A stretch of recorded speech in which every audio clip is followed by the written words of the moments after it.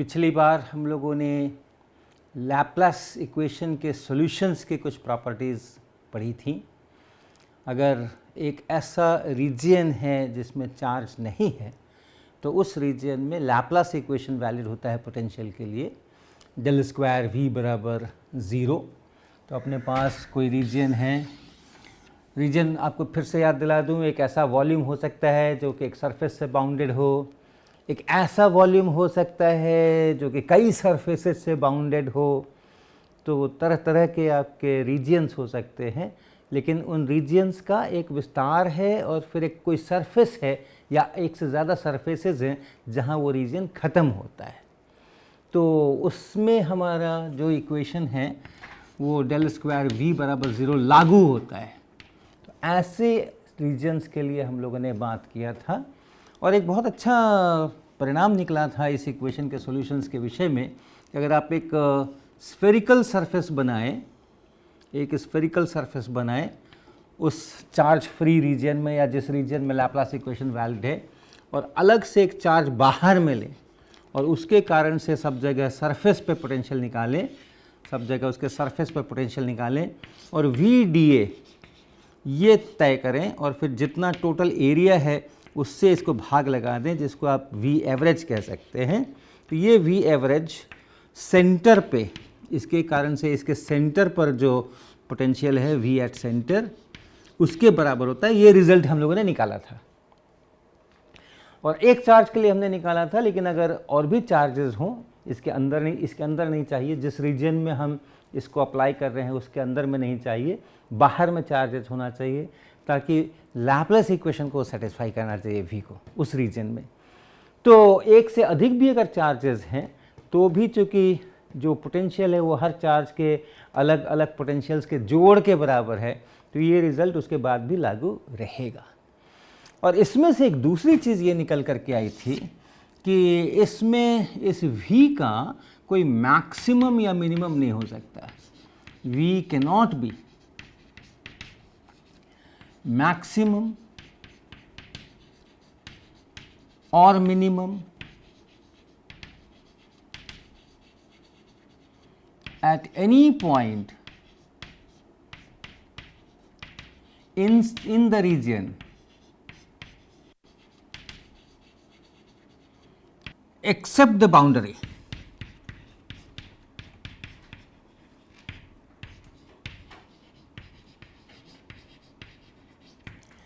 तो जिस रीजन की हम बात कर रहे हैं जिसमें लैप्लास इक्वेशन वैलिड है, जिसके लिए ये फंक्शन v हम निकाल रहे हैं, उस फंक्शन का मैक्सिमम या मिनिमम बाउंड्री पर ही हो सकता है, अंदर में नहीं हो सकता है।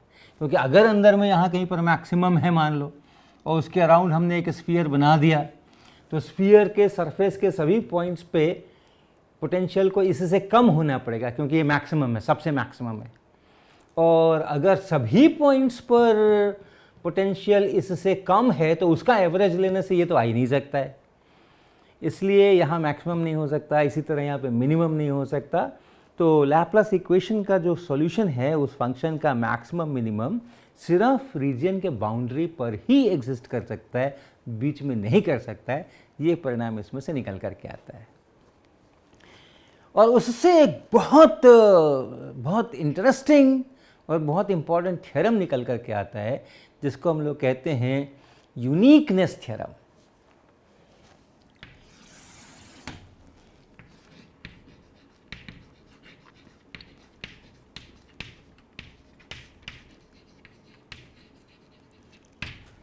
और ये क्या है कि अगर आपके पास एक रीजन है, उसकी एक सरफेस बाउंड्री है और आपको इस रीजन के अंदर में कोई फंक्शन है जो इन पॉइंट्स के ऊपर आप उसका वैल्यूज लिखें तो वो लैप्लास इक्वेशन को सेटिस्फाई करता है, डेल स्क्वायर v बराबर 0 होता है। और इस फंक्शन के वैल्यूज इस सरफेस के पॉइंट्स पर दिए हुए हैं, फिक्स्ड है, मालूम है। और उसको आप कह सकते हैं ये फंक्शन है VSR, सरफेस के जो पॉइंट्स हैं उन पर जो वैल्यू है वो आपको दिए गए हैं, वो फिक्स्ड है। नोन है। तो अगर इस v का वैल्यू सरफेस के हर पॉइंट पर आपको पता है और अंदर के रीजन में डेल स्क्वायर v बराबर 0 होता है, तो ऐसा सिर्फ एक और केवल एक फंक्शन हो सकता है जो इन रिक्वायरमेंट्स को पूरा करे, जिसका वैल्यू सरफेस पे पहुंच जाओ तो इतना होता है और अंदर में डेल स्क्वायर v 0 होता है। ऐसा एकमात्र फंक्शन हो सकता है, एक से ज़्यादा नहीं हो सकते। ये नहीं कि एक हमारे पास फंक्शन है, अंदर दो फंक्शंस हैं, अंदर में इस पॉइंट पर पहले फंक्शन का दूसरा वैल्यू है, दूसरे फंक्शन का दूसरा वैल्यू है, अलग अलग फंक्शंस हैं वो, लेकिन यहाँ आकर के उनके वैल्यू सेम हो जाते हैं। इस प्रकार के फंक्शन आप क्रिएट कर सकते हैं, बहुत सारे फंक्शंस क्रिएट कर सकते हैं। वन डिमेंशन में अगर ये बाउंड्री मान लो, ये बाउंड्री हो गई और ये रीजन हो गया वन डिमेंशन में, तो यहाँ का वैल्यू दिया हो, यहाँ का वैल्यू दिया हो, तो आप बहुत सारे फंक्शंस क्रिएट कर सकते हैं। ये कर सकते हैं, ये कर सकते हैं, ये कर सकते हैं, बहुत सारे फंक्शंस बन सकते हैं। सेमी सर्कल बना सकते हैं, पैराबोला, बहुत सारे फंक्शंस बना सकते हैं। अंदर में सब अलग अलग हैं, इन पॉइंट्स पे, बीच के पॉइंट्स पे सब अलग अलग हैं, लेकिन किनारों पे आकर के सेम है। लेकिन ऐसा आप नहीं कर सकते हैं अगर वो फंक्शन लैप्लस इक्वेशन का सॉल्यूशन हो।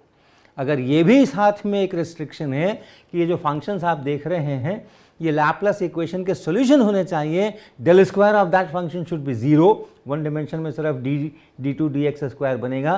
तो वो अगर आप करें d2 dx square of f is equal to 0, ये साथ में अगर बंधन लगा दें तो आप इसको तुरंत देख सकते हैं कि ये एक स्ट्रेट लाइन का ही इक्वेशन है। पहला डिफरेंशिएशन इंटीग्रेशन जब करेंगे तो आपको df dx कांस्टेंट मिलेगा, फिर उसको इंटीग्रेट करके f निकालेंगे तो स्ट्रेट लाइन मिलेगी। एक ही फंक्शन मिल सकता है, कई फंक्शंस नहीं मिल सकते। इसी को कहते हैं यूनिकनेस थ्योरम। एक ही फंक्शन ऐसा हो सकता है जो लैप्लस इक्वेशन का सॉल्यूशन हो और सरफेस पे पहुंच जाए तो ये जो हमारे दिए हुए वैल्यूज़ हैं उस फंक्शन के, वही वैल्यूज़ वहाँ पर होने चाहिए। और ये हम कैसे इस बात को इस्टेब्लिश कर सकते हैं, कैसे इस बात को हम प्रूव कर सकते हैं, इन चीज़ों का इस्तेमाल करके वो देखिए। मान लीजिए कि ऐसे दो फंक्शंस हैं, फर्ज कीजिए कि ऐसे दो फंक्शंस हैं जो दोनों के लिए ये भी कंडीशन सही है और ये भी कंडीशन सही है, v1r और v2r, v1r एंड v2r। तो क्या मतलब निकला? मतलब निकला कि डेल स्क्वायर इस फंक्शन का करेंगे यहाँ अंदर के सारे पॉइंट्स के ऊपर तो हर जगह ये 0 मिलेगा। डेल स्क्वायर अगर इसका करेंगे तो हर जगह ये 0 मिलेगा। और अगर सरफेस पे चले जाएं तो v1 जो सरफेस पर वैल्यू है r का, वो वही है जो कि ये दिया हुआ फंक्शन है vs एट r। और इसी तरह जो दूसरा वाला फंक्शन है उसका भी सरफेस के पॉइंट्स पर अगर वैल्यू निकालेंगे वो भी इतना ही होना चाहिए, VSR होना चाहिए। तो हम शुरुआत में मानकर चलते हैं, जिसको हम बाद में सिद्ध करेंगे कि ये गलत है, कि ऐसे एक से ज़्यादा फंक्शंस एग्जिस्ट करते हैं और दो फंक्शंस मैंने अलग अलग फंक्शंस चूज़ किए हैं, दोनों के लिए लैप्लस इक्वेशन वैलिड है अंदर में, और दोनों का फंक्शन ऐसे हैं कि सरफेस के पॉइंट्स पर अगर इवैल्यूएट करते हैं तो इतना आता है। तो हम एक तीसरा फंक्शन डिफाइन करते हैं, और वो क्या डिफाइन करते हैं? एक तीसरा फंक्शन v3r डिफाइन करते हैं, जो v1r और माइनस v2r ये है। ये फंक्शन हमने v3r डिफाइन किया, और v3r जो फंक्शन हमने डिफाइन किया उसके बारे में आप देखिए, अगर हम डेल स्क्वायर ऑफ v3 करें, डेल स्क्वायर ऑफ v3 करें तो ये बराबर हो जाएगा del square of v1 minus del square of v2। और डेल स्क्वायर ऑफ v1 0 है, डेल स्क्वायर ऑफ v2 0 है, इसलिए ये बराबर हो गया 0। तो v3 के बारे में डेल स्क्वायर v3 बराबर 0 लैप्लस इक्वेशन का ये सॉल्यूशन है इस रीजियन में। और सरफेस के पॉइंट्स पे इसका क्या वैल्यू है, v3 का क्या वैल्यू है? तो सरफेस के पॉइंट में अगर v3 का वैल्यू ढूंढेंगे, v3 का वैल्यू अगर सरफेस के पॉइंट पर ढूंढेंगे, ऐसा v3 का वैल्यू सरफेस के पॉइंट पर, सरफेस का कोई एक पॉइंट हमने ये r लिया, उस पॉइंट पर v3 का क्या वैल्यू है? तो उसी पॉइंट पर V1 का जो वैल्यू है माइनस उसी पॉइंट पर V2 का जो वैल्यू है, क्योंकि V3 तो हर जगह ये है, तो ये बराबर हो गया V1 का वैल्यू एट सरफेस और माइनस V2 का वैल्यू एट सरफेस। ये यहाँ से ये बात बन गई। और चूंकि सरफेस पर दोनों फंक्शंस V1 और V2 का एक ही वैल्यू होता है, सरफेस का कोई पॉइंट लें और वहाँ पर इस V1 को निकालें और वहाँ पर इस V2 को निकालें, तो वो जो दिया हुआ फंक्शन है सरफेस पर वही बनता है। और इसलिए जब घटाएंगे इसमें से इसको तो 0 बनेगा, तो ये बराबर होगा 0। अब देखिए, अब इस V3 के बारे में सोचिए, ये इसका सरफेस है और इस सरफेस के ऊपर V3 इज 0 एवरीवेयर, सब जगह V3 इज 0, सरफेस के हर एक पॉइंट के ऊपर। और अंदर में ये लैपलेस इक्वेशन को सेटिस्फाई कर रहा है, डेल स्क्वायर V3 बराबर 0 है। V3 अंदर में मैक्सिमम या मिनिमम नहीं हो सकता है, कैन नॉट बी मैक्सिमम और मिनिमम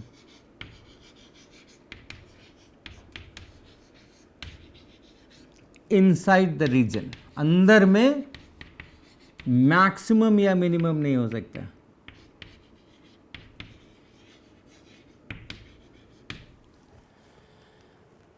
और अगर सब जगह 0 है और अंदर में मैक्सिमम होना नहीं है, तो कहीं पर भी इसका वैल्यू पॉजिटिव नहीं हो सकता।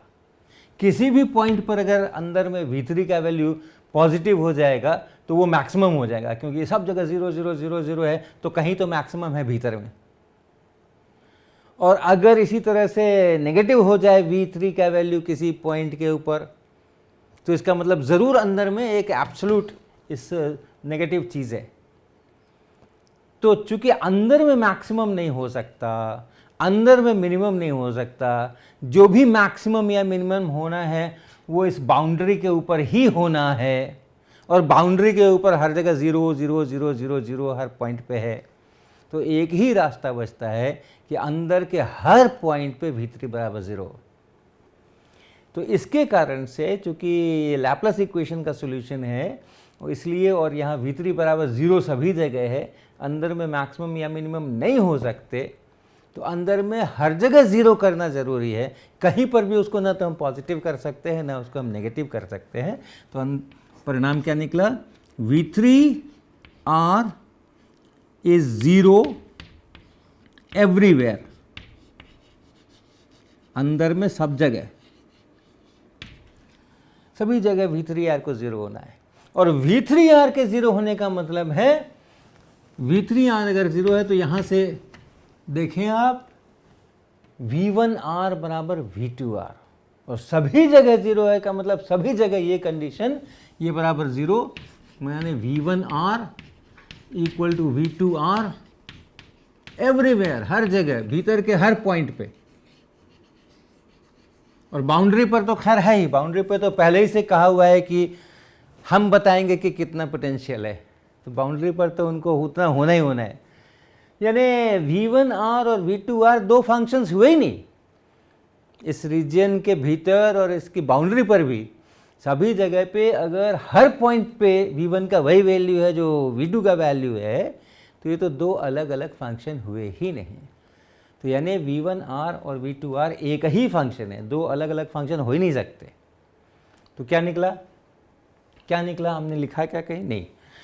तो अब इसका हम शब्दों में ऐसे लिखेंगे कि हम सिर्फ एक ही सॉल्यूशन प्राप्त कर सकते हैं, हम सिर्फ एक ही ऐसा फंक्शन प्राप्त कर सकते हैं जो लैपलेस इक्वेशन का सॉल्यूशन हो और जिसके वैल्यूज बाउंड्री पर मेरे दिए हुए वैल्यूज से मैच करे। तो इसलिए हमने क्या क्या निकाला इन सब में से, if del square V is 0 in a region, यानी लैपलेस इक्वेशन का सॉल्यूशन होना चाहिए, and the value of V is given at all points of the bounding surface या boundary surface,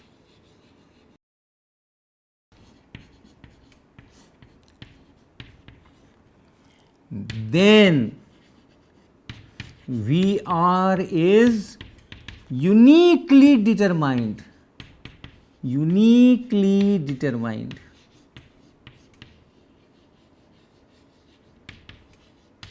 in whole of the region.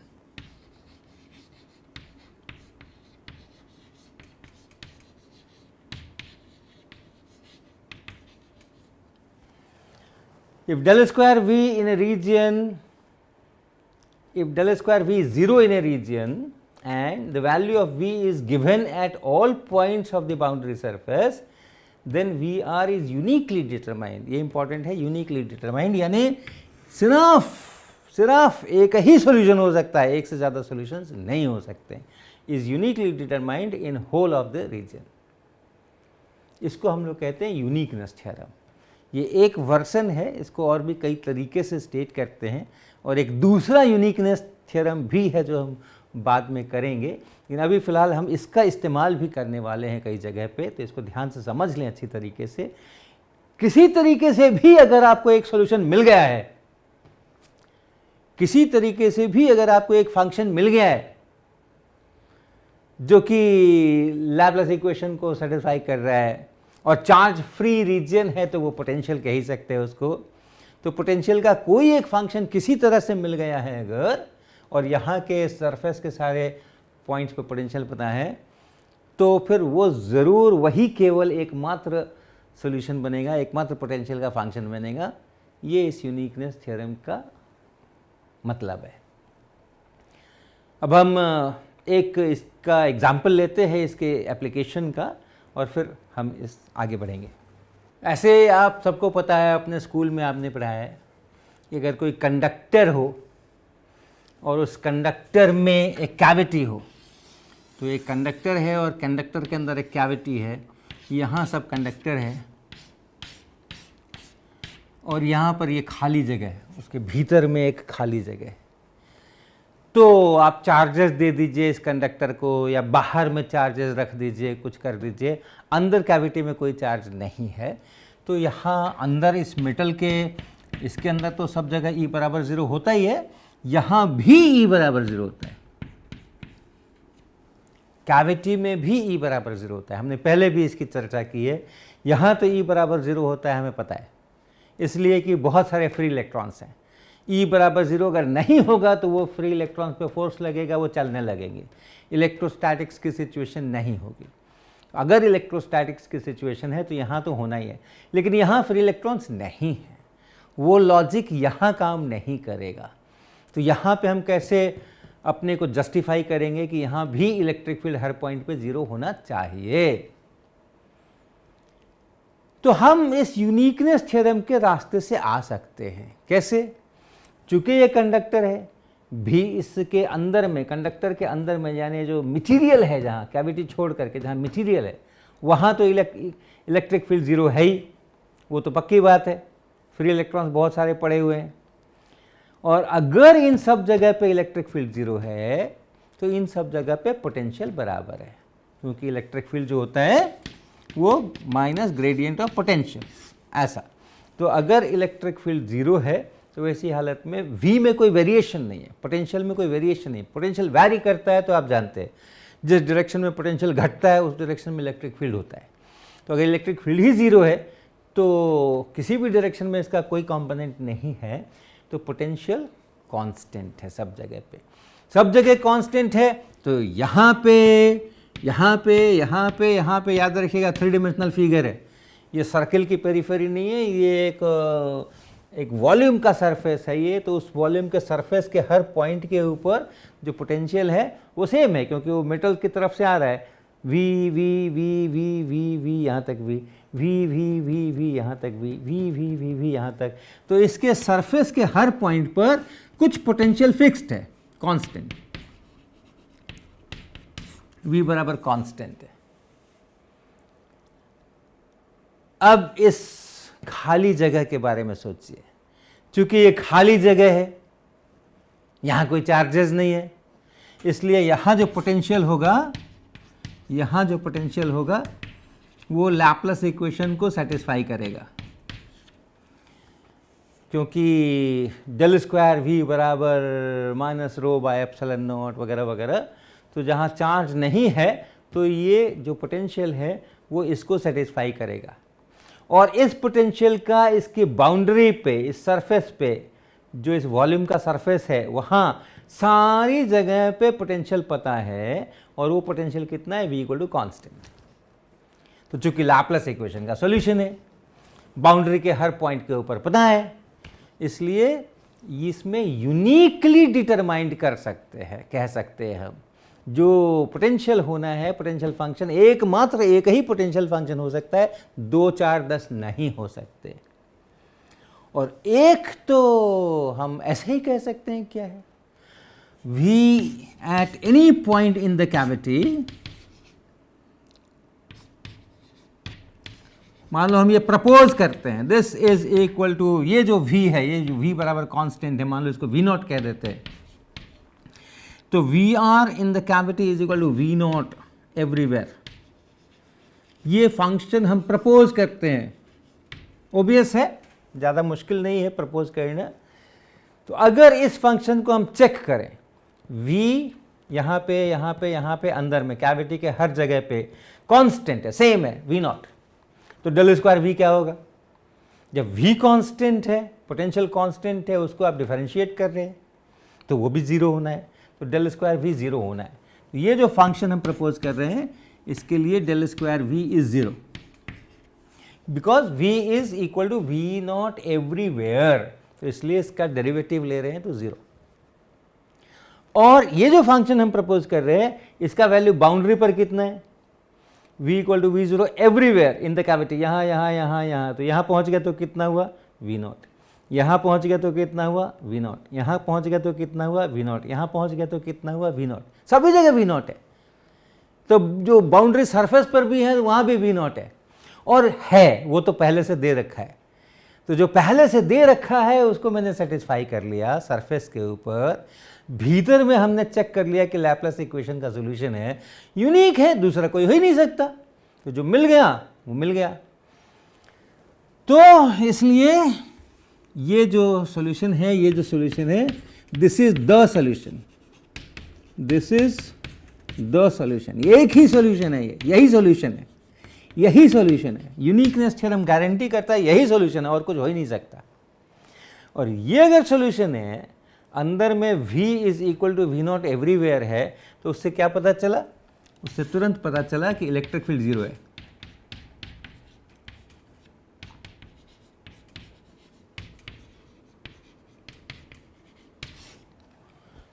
तो और भी कई प्रकार से हम लोग इसको कर सकते हैं कि यहाँ अगर सारा पोटेंशियल समान है तो वैसी हालत में अंदर में उसको वही वैल्यू रखना पड़ेगा। दूसरे रास्तों से भी हम आ सकते हैं, लेकिन एक यूनिकनेस थ्योरम जो है वो भी इस बात को गारंटी करता है।